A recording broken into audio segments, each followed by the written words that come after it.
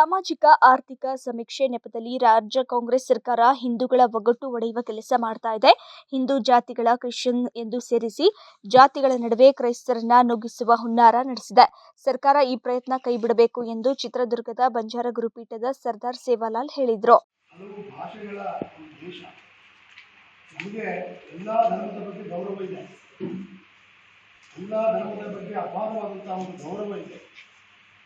ಇವತ್ತು ಹಿಂದುಳಿದ ವರ್ಗಗಳ ಆಯೋಗದ ಪಟ್ಟಿಯಲ್ಲಿ ಈ ಏನು Christian Banjara, Christian Madivala, Christian Vokkaliga, Christian Ediga, Christian Kumbara, Christian Nekara ಅನ್ನುವಂಥ ಒಂದು ಏನು ಈ ಪಟ್ಟಿಯ ಒಂದು ಹೆಸರು ನೋಡಿದಾಗ ನಮಗೆ ಆತಂಕ ಶುರು ಆಗ್ತಾ ಇದೆ.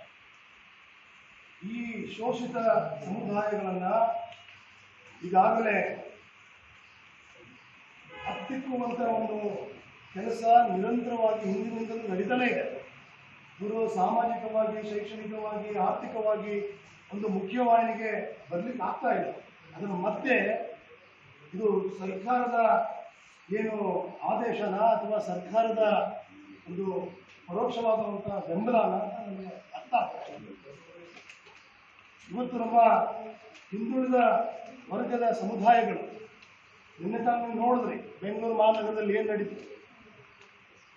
ಒಳ ಮೀಸಲಾತಿ ವರ್ಗೀಕರಣ ಅಂತ ಹೇಳಿ ಒಂದ್ಸರಿ ಈ ಮೀಸಲಾತಿಯ ಕಿಚ್ಚನ್ನ ಹತ್ತಿ ಪರಿಶಿಷ್ಟ ಜಾತಿ, ಪರಿಶಿಷ್ಟ ವರ್ಗದ ಸಮುದಾಯಗಳು ಇವ್ರು ಯಾರೂ ಕೂಡ ಒಂದಾಗಿರಬಾರ್ದು, ಇವ್ರು ಯಾರು ಕೂಡ ಒಗ್ಗಟ್ಟಾಗಿರಬಾರ್ದು ಅಂತೇಳಿ ಮೀಸಲಾತಿಯ ಕಿಚ್ಚನ್ನು ಹಚ್ಚಿ ಇವತ್ತು ನಮಗೆ ಜಗಳಗಳನ್ನು ಹಚ್ತಾ ಇದೆ. ತುಮಕೂರು ನಗರದಲ್ಲಿ ಒಬಿಸಿ ಫೆಡರೇಷನ್ ಆಫ್ ಇಂಡಿಯಾ ನಡೆಸಿದ ಪತ್ರಿಕಾಗೋಷ್ಠಿಯಲ್ಲಿ ಮಾತನಾಡಿದ ಅವರು, ಪರಿಶಿಷ್ಟ ಜಾತಿಯ ಒಳ ಮೀಸಲಾತಿಯನ್ನ ನ್ಯಾಯಬದ್ಧವಾಗಿ ಮಾಡದೆ ಆ ಸಮುದಾಯದ ಜಾತಿಗಳ ನಡುವೆ ಒಡಕು ಮೂಡಿಸಲಾಗ್ತಾ ಇದೆ. ಅದೇ ರೀತಿ ಹಿಂದೂ ಜಾತಿಗಳನ್ನ ಕ್ರಿಶ್ಚಿಯನ್ನಲ್ಲಿ ಸೇರಿಸಿ ಈ ಜಾತಿಯನ್ನ ಒಡೆಯುವ ಕುತಂತ್ರವನ್ನ ಸರ್ಕಾರ ಮಾಡ್ತಾ ಇದೆ ಎಂದು ಟೀಕಿಸಿದರು. ಇದು ಹಿಂದೂ ಸಮುದಾಯಗಳಿಗೆ ಮಾಡುತ್ತಿರುವ ದ್ರೋಹ, ಧರ್ಮಕ್ಕೆ ಮಾಡುತ್ತಿರುವ ಅಪಚಾರ. ಎಸ್ಸಿ, ಎಸ್ಟಿ ಹಿಂದೂಗಳ ವರ್ಗಗಳ ಸಮುದಾಯ ಸಂಘಟಿತರಾಗದೆ ಹೊರತು ರಾಜ್ಯದಲ್ಲಿ ದಲಿತರು ಮುಖ್ಯಮಂತ್ರಿಯಾಗಲು ಸಾಧ್ಯವಿಲ್ಲ. ಇದಕ್ಕೆ ಅವಕಾಶ ನೀಡದಂತೆ ಕ್ರಿಶ್ಚಿಯನ್ ಮಿಷನರಿಗಳು ಜಾತಿಗಳಿಗೆ ಅಂತಹ ಶಕ್ತಿಗಳಿಗೆ ಕುಮ್ಮಕ್ಕು ನೀಡುತ್ತಿವೆ ಎಂದು ಸರ್ವೆಯನ್ನು ತಿರಸ್ಕಾರ ಮಾಡಬೇಕು ಅಂತಕ್ಕಂಥ ಮಾತನ್ನು ಹೇಳಿದ ತಕ್ಷಣವೇ ದೆಹಲಿನಲ್ಲಿ ಮುಖ್ಯಮಂತ್ರಿಗಳು ಅದನ್ನು ಹೆಲ್ಡಪ್ ಮಾಡೋದು. ನಾವು ಮಾಡಿರ್ತಕ್ಕಂಥದ್ದನ್ನು ನಾವು ವಾಪಸ್ ತಗೊಂತೀವಿ, ಅದನ್ನು ತಿರಸ್ಕಾರ ಮಾಡ್ತಾ ಇದ್ದೀವಿ ಅಂತಕ್ಕಂಥ 11 ವರ್ಷಗಳ ಕಾಲ ಕಷ್ಟಪಟ್ಟು ಮಾಡಿರ್ತಕ್ಕಂಥ ಸರ್ವೆನ ನೀರಿಗೆ ಹಾಕಿ ಇವತ್ತು ಕೇವಲ 15 ದಿನಗಳಲ್ಲಿ ನಾವು ಸರ್ವೆ ಮಾಡ್ತೀವಿ ಅಂತಕ್ಕಂಥ ಮಾತನ್ನು ಮತ್ತೊಮ್ಮೆ ಮುಖ್ಯಮಂತ್ರಿಗಳು ಘೋಷಣೆ ಮಾಡಿದ್ದಾರೆ.